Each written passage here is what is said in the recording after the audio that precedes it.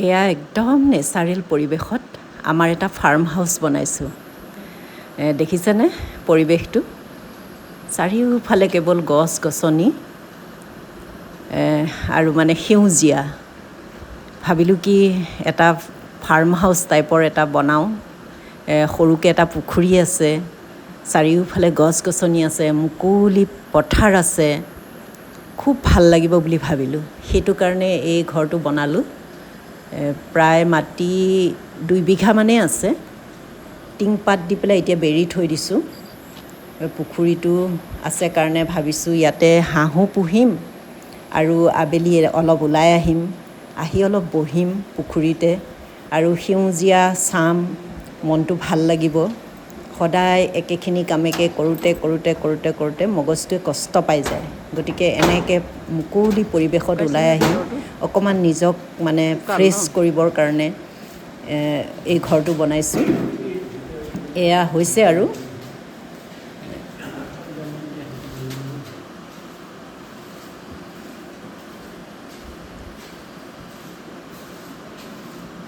ভাবিছোঁ ইয়াতে হাঁহ পুহিম।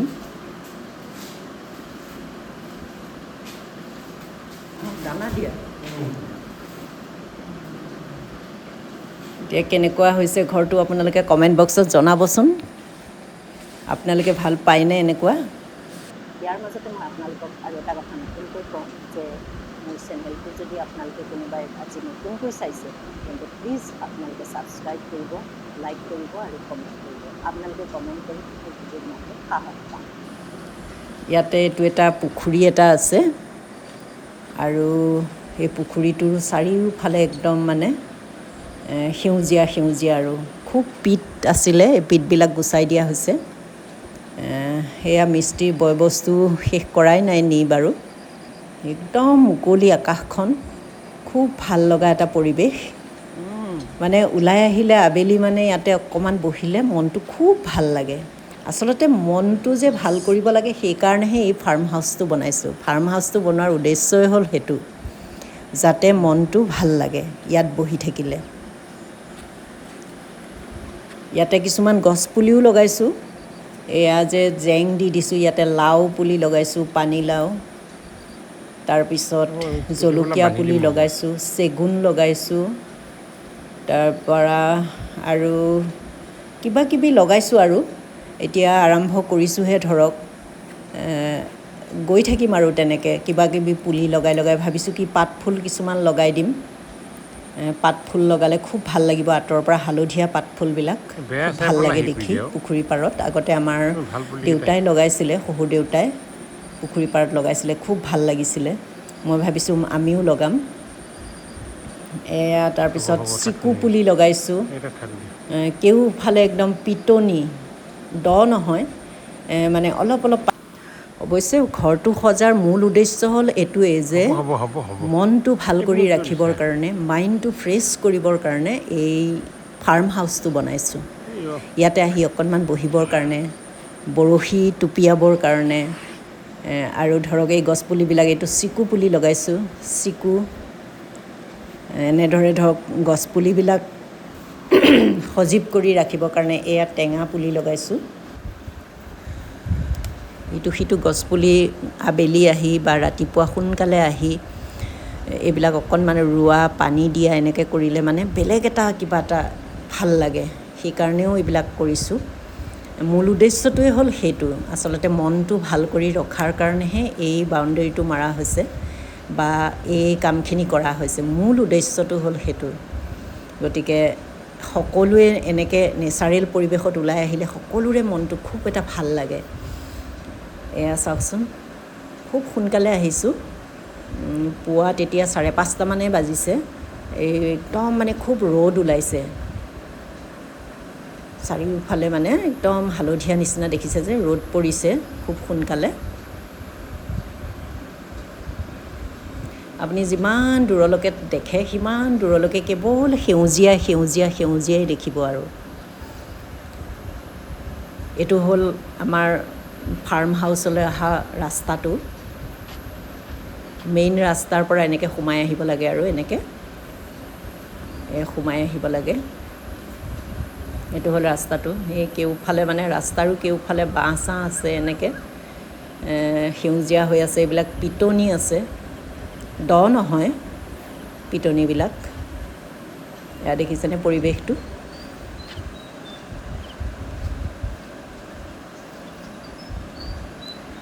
মানে চাই থাকিলে হেঁপাহ নপলোৱা এটা পৰিৱেশ। আৰু মানুহে যে কয় চাই থাকিলে হেঁপাহ নপলায়, ঠিক তেনেকুৱা এটা পৰিৱেশ।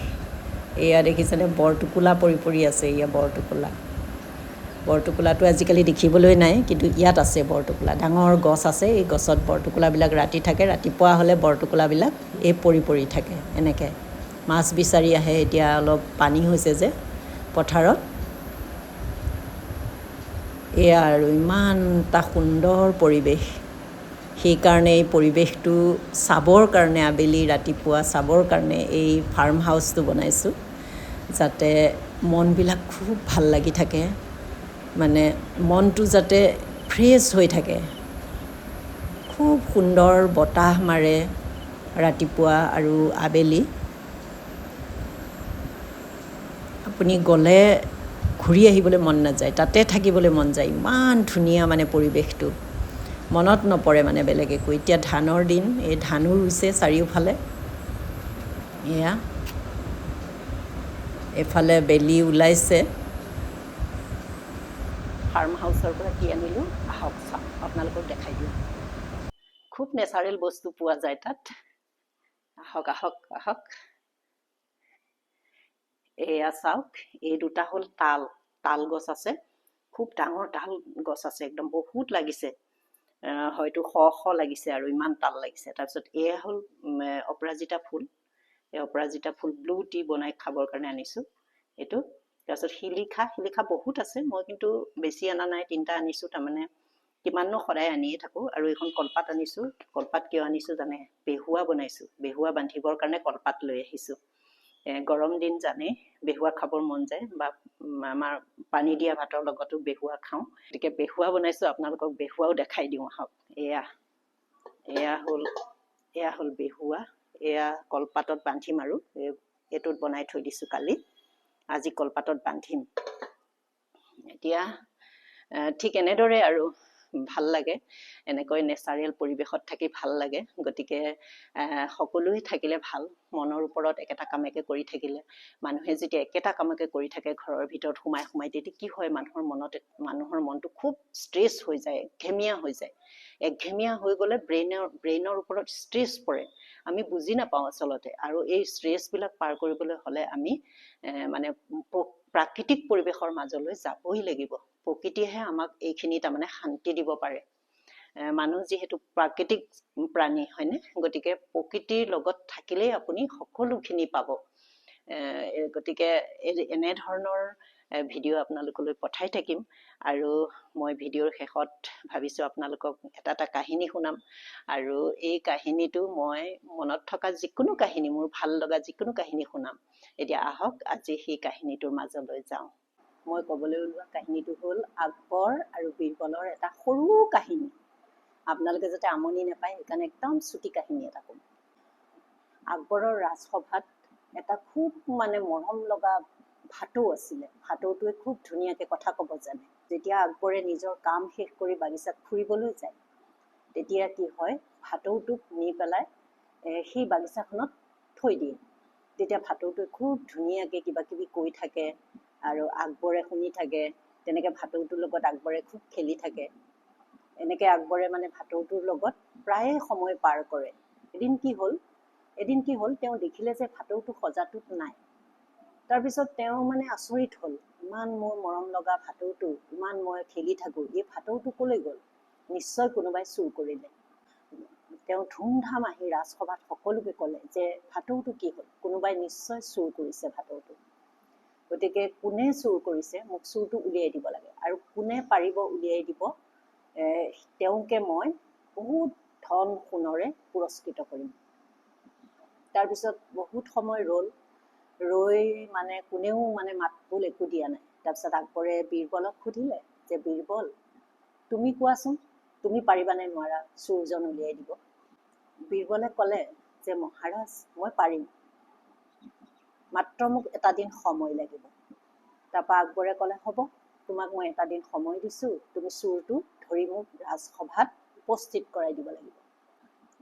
তাৰপিছত বীৰবলে কি কৰিলে, একমুঠি বাঁহৰ খৰিকা লৈ আহিল।